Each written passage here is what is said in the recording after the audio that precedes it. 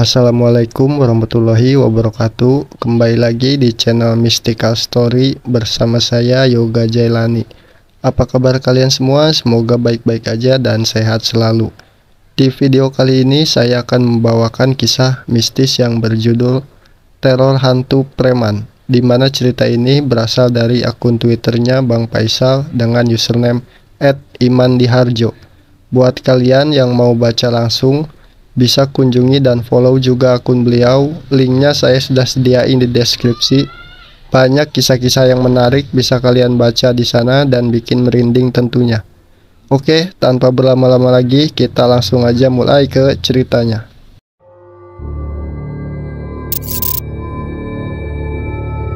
Cerita ini aku dapatkan dari ayahku saat kami masih tinggal di kampung lama, sebuah kampung yang terkenal sebagai kampung hitam, tempat tinggal para preman, maling, dan segala macam yang berkaitan dengan aksi kriminal. Peristiwa ini terjadi di awal tahun 90-an. Beberapa bulan setelah aku lahir, kata ayahku, sampai sekarang cerita ini masih menjadi legenda di kampung itu. Terutama orang-orang tua yang masih tinggal di sana pasti masih ingat dengan detail tentang kejadian ini. Jadi pada tahun itu, kampung ini adalah kampung yang sangat ditakuti oleh hampir semua masyarakat di kota kelahiranku. Segala aksi kriminal ada di kampung ini, sebuah tempat yang selalu menjadi target operasi polisi setiap kali ada kasus kriminal yang terjadi. Ayahku pun masih ingat betul, setiap kali ada hajatan, hampir semua warga berkumpul untuk mabuk-mabukan. Namun yang bikin geleng-geleng kepala adalah ciu yang dihidangkan bukan disajikan di dalam botol, namun langsung dari drum minyak yang biasa digunakan untuk suplai minyak tanah. Jadi bisa dibayangkan betapa menyengatnya bau alkohol yang tercium di seluruh sudut kampung itu. Bahkan baunya seringkali tercium sampai kampung lain, saking banyaknya ciu yang disajikan. Kembali ke cerita awal. Ada satu orang yang sangat ditakuti, baik sesama preman, warga kampung, bahkan masyarakat di kampung sekitar. Sebut saja orang ini sebagai Bule, nama samaran. Dia sangat ditakuti karena orang-orang percaya dia adalah sosok yang kebal segala senjata dan memang sangat mahir berkelahi. Selain itu, ia juga dikenal Raja Tega karena kebengisannya pada siapapun dan tak kenal kata kasihan. Bule juga mempunyai banyak anak buah yang sering ditugaskan pergi ke pasar-pasar ataupun stasiun untuk mengumpulkan jatah keamanan. Bila anak buahnya gagal, ia akan pergi sendiri dan tak segan-segan menghabisi pedagang yang tak mau membayar. Sebenarnya banyak yang menyimpan kebencian padanya, namun tak ada yang berani mengusik atau melawan. Beberapa anak buahnya pun sebenarnya punya dendam karena tak jarang mereka dipukuli karena gagal membawa uang keamanan. Mereka sedang mengerjakan kandang burung yang rencananya mau digunakan Bule untuk memelihara burung yang diambilnya dari pedagang pasar yang tak bisa membayar uang keamanan. Saat menyerut bambu yang akan digunakan untuk burung barunya, jarinya teriris pisau secara tak sengaja. Namun yang membuat Kandar terheran adalah jarinya mengeluarkan darah yang menandakan bahwa si Bule ternyata tidak kebal senjata seperti yang dipercaya banyak orang. Awalnya Kandar mau menanyakan kenapa jarinya bisa berdarah seperti itu. Namun ia mengurungkan niatnya lantaran ia melihat dengan mata kepala sendiri bahwa lukanya itu tiba-tiba menghilang tanpa jejak setelah si Bule meminum air putih dari botol minum yang selalu ia bawa kemanapun si Bule pergi.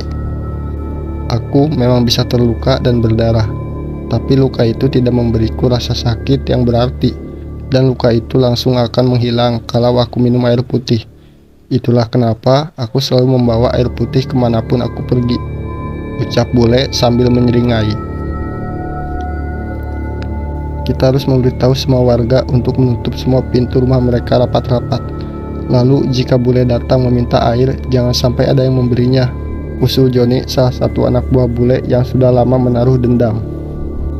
Kita juga harus menyerangnya bersama-sama. Percuma saja kalau dihadapi satu lawan satu, pasti kita yang mati. Kandar yang sangat tahu kemampuan Bule ikut menimpali. Pokoknya bagaimanapun caranya, besok Bule harus mati. sahut Codet yang tak sabar ingin segera menghabisi bule. Malam itu, orang-orang suruhan mereka bergerak ke rumah-rumah warga untuk memberitahu rencana itu. Malam itu, orang-orang suruhan mereka bergerak ke rumah-rumah warga untuk memberitahukan rencana itu. Warga yang memang membenci bule pun setuju atas rencana itu, asal tidak ikut dalam proses pembunuhannya. Selain takut pada bule, mereka pun takut akan berurusan dengan hukum apabila terlibat dalam pembunuhan. Keesokan harinya, semua orang pun siaga di pos masing-masing. Sore hari sepulang dari pasar, bule dibuntuti oleh Codet tanpa sepengetahuannya. Keesokan harinya, semua orang pun siaga di pos masing-masing. Sore hari sepulang dari pasar, bule dibuntuti oleh Codet tanpa sepengetahuannya. Setibanya di dalam gang dekat rumah bule, ia pun dibacok dari belakang tepat di kepala. Menerima bacokan yang kuat itu, kepala bule pun berdarah banyak sekali. Ia pun langsung lari sambil bergegas mengeluarkan botol minum dari tasnya dan langsung menenggaknya sampai habis. Ajaib, luka di kepalanya langsung menutup dan hilang tanpa bekas. Setelah luka di kepalanya pulih, ia pun langsung menghampiri Codet dengan penuh amarah dan berniat menghadapinya dengan tangan kosong. Namun 3 orang yang dari awal merencanakan pembunuhan itu pun langsung mengepung bule dan menyerangnya dengan senjata tajam. Bule yang dikeroyok 4 orang dan semuanya menggunakan senjata tajam pun kewalahan dan memilih lari ke arah sungai. Namun sebelum sampai sungai, ia sudah dicegat oleh Kandar dan Joni yang memang ditugaskan menunggu di dekat sungai. Bule yang mengetahui keberadaan Kandar dan Joni sambil membawa senjata tajam pun langsung membelokkan arah ke pemukiman warga. Dengan tubuhnya yang penuh luka, ia terseok-seok menghampiri rumah warga dan menggedor pintu mereka satu persatu. "Minta air, minta air!" teriak bule sambil mengerang merasakan sekujur tubuhnya terluka dan berdarah. Kandar dan kawan-kawannya pun dengan santai mengejar bule karena mereka sudah tahu tidak akan ada warga yang memberinya air. "Percuma saja, tidak akan ada yang memberimu air. Hari ini kamu akan mati," teriak Codet sambil terus menghampiri bule. "Bangsat kalian, aku tidak akan melepaskan kalian. Aku tidak akan melepaskan warga kampung ini," balas bule yang semakin lama semakin lemah. Karena banyaknya darah yang keluar dari tubuhnya, Codet yang mendengar teriakan bule itu pun segera menghampirinya dan membacoknya lagi sampai terjatuh. Setelah terjatuh, Codet memegang kepalanya dan menggorok lehernya sampai tenggorokannya putus. Namun anehnya, bule masih bisa merangkak ke arah parit dan berusaha meminum air dari selokan yang ia temukan. Ia pun segera mengambil air dari selokan dan meminumnya. Tapi karena urat lehernya sudah putus, semua air yang ia minum pun langsung keluar lagi bersama darah yang keluar dari tenggorokannya.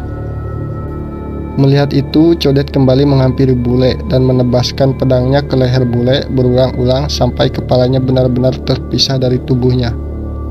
Darah pun menggenang di sepanjang jalan. Sore itu, bule meregang nyawa setelah meneriakkan kutukan terakhirnya pada kelompok Kandar dan juga seluruh warga kampung yang tidak memberinya air saat ia sekarat. Karena peristiwa itu, polisi pun datang menyelidiki kasus pembunuhan bule dan menahan beberapa orang yang terlibat atas matinya sosok preman yang paling ditakuti itu. Polisi menangkap Kandar, Codet, dan 4 orang lainnya yang bersama-sama mengeroyok bule sampai tewas. Warga pun mengurus jenazah bule dan menguburnya di pemakaman warga.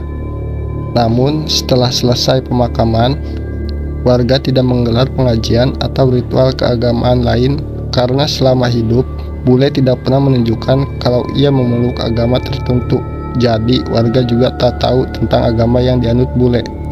Selama 3 hari setelah kematian bule, tidak ada kejadian apapun yang mengganggu, sehingga warga pun beraktivitas seperti biasa. Namun mulai hari keempat, mulai tercium bau anyir darah yang tercium sejak selepas maghrib. Beberapa warga pun mengaku melihat atau ditemui oleh sosok bule. Sebut saja namanya Pak Ismail, seorang muazin masjid sekaligus orang yang biasanya mengumumkan berita kematian di masjid setempat. Waktu itu pulang dari sholat berjamaah di masjid, ia mencium bau anyir darah yang sangat pekat dari arah tanggul tempat bule biasa nongkrong dengan preman yang lain. Di situ Pak Ismail sudah merasa bulu kuduknya merinding karena merasa ada sesuatu yang tidak beres.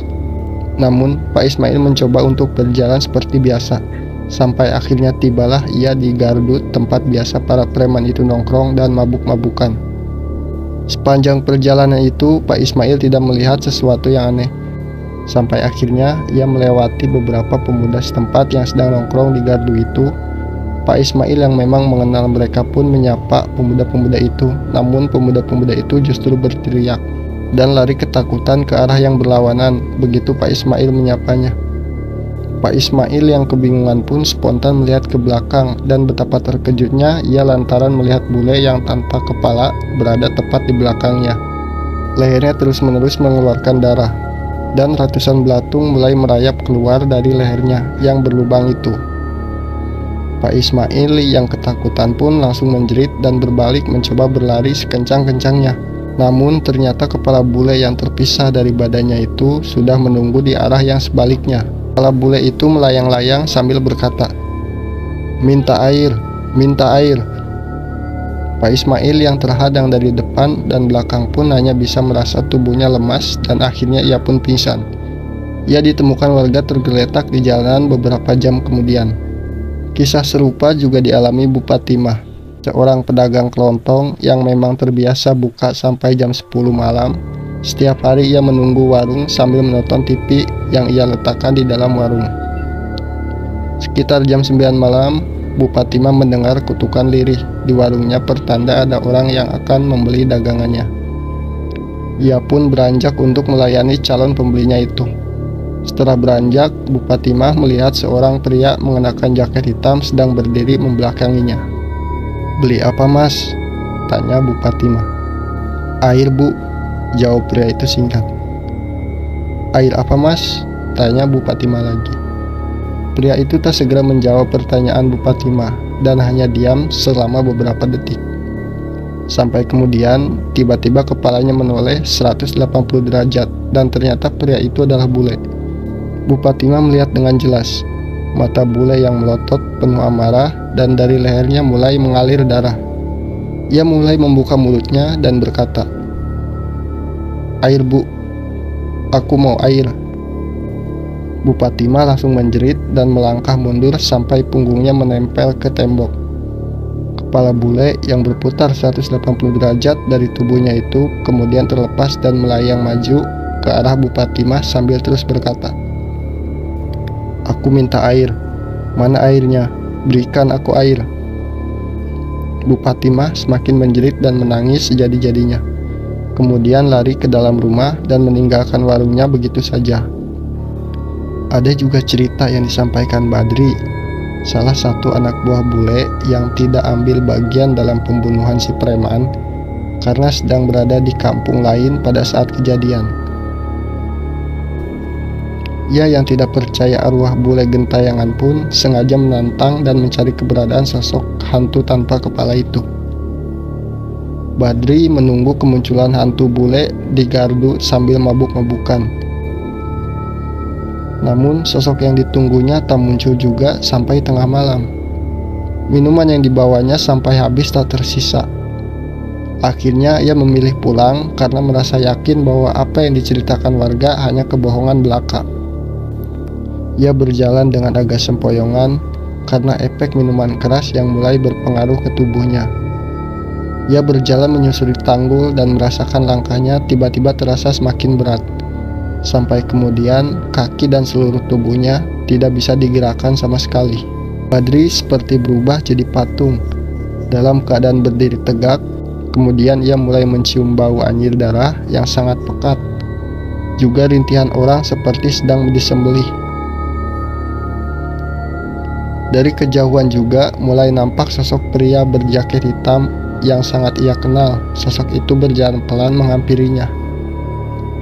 Semakin sosok itu mendekat, suara orang disembelih itu semakin kencang dan bau darah juga semakin tercium sampai Badri merasa mual dan keringat mulai bercucuran di seluruh tubuhnya. Ia sama sekali tak bisa bergerak maupun mengeluarkan kata-kata. Hingga akhirnya sosok itu berada tepat di depan Badri dan perlahan kepalanya mulai berputar 360 derajat. Semakin lama putarannya semakin cepat dan darah bermuncratan kemana-mana. Setelah itu, kepalanya terlepas dari tubuhnya dan melayang-layang mengitari Badri sepanjang malam. Badri benar-benar dipaksa untuk melihat itu semua, karena bahkan memejamkan matanya pun ia tak mampu. Sosok bule itu tidak mengatakan apa-apa. Kepalanya hanya melayang-layang mengitari Badri dan tubuhnya berdiri diam di depannya dengan darah yang terus bermuncatan dari leher. Dan ratusan belatung yang bermunculan dan merayap-rayap di seluruh tubuhnya. Kejadian itu berlangsung sepanjang malam dan baru berakhir saat azan subuh. Setelah mengalami itu, Badri pun sakit selama seminggu lebih. Tubuhnya demam dan sering mengigau ketakutan. Sampai akhirnya, warga mulai menutup pintu mereka rapat-rapat dan tidak ada satupun orang yang berani keluar setelah maghrib. Namun, teror tetap tak berhenti sampai di situ. Setelah warga berdiam diri di rumah, setiap malam mereka tetap mencium bau anyir darah dan suara orang disembelih dari rumah masing-masing. Pintu rumah mereka juga sering digedor-gedor dan terdengar teriakan dari luar. "Minta air, minta air." Suatu ketika, ada juga warga yang membuka pintunya. Karena ketukan pintu terus terdengar sepanjang malam dan ia langsung menangis histeris karena sosok bule berdiri di depan pintu dengan menjinjing kepalanya sendiri. Warga ini pun langsung menutup pintunya lagi dan bersembunyi di kamar sampai subuh. Akibat teror yang mengerikan ini, beberapa warga memutuskan untuk mengungsi ke rumah saudara yang berada di kampung lain. Tapi ternyata hal itu tidak mempengaruhi apapun. Karena tiap malam mereka tetap mencium bau darah dan mendengar ketukan di pintu. Namun anehnya, saudara yang ditumpanginya tidak merasakan apa-apa dan teror itu hanya dirasakan oleh warga kampung itu dimanapun mereka berada. Sampai akhirnya salah satu warga mulai bercerita bahwa ia berinisiatif untuk pergi ke kuburan bule dan menuangkan air minum di kuburannya sambil berkata, "Aku datang untuk memberimu air, jadi jangan ganggu aku." Ia juga meninggalkan sekendi air di depan nisan kuburan itu. Ternyata cara ini terbilang efektif karena ia tak lagi diganggu setelah melakukan hal itu. Lalu seluruh warga kampung melakukan hal yang sama, dan teror itu pun perlahan menghilang dari kampung itu. Sosok bule hanya mendatangi orang yang lupa untuk menyiramkan air minum di kuburannya, sehingga warga selalu menyempatkan untuk datang ke kuburan bule setiap sore. Oke, sekian dari saya. Maaf bila ada kesalahan dalam membawakan alur cerita atau ada ucapan saya yang tidak mengenakan di hati. Apabila ada teman-teman yang mempunyai kisah-kisah mistis dan mau dibawakan sama saya, langsung saja kirim ceritanya di DM. Mungkin cukup sampai di sini dulu. Wassalamualaikum warahmatullahi wabarakatuh.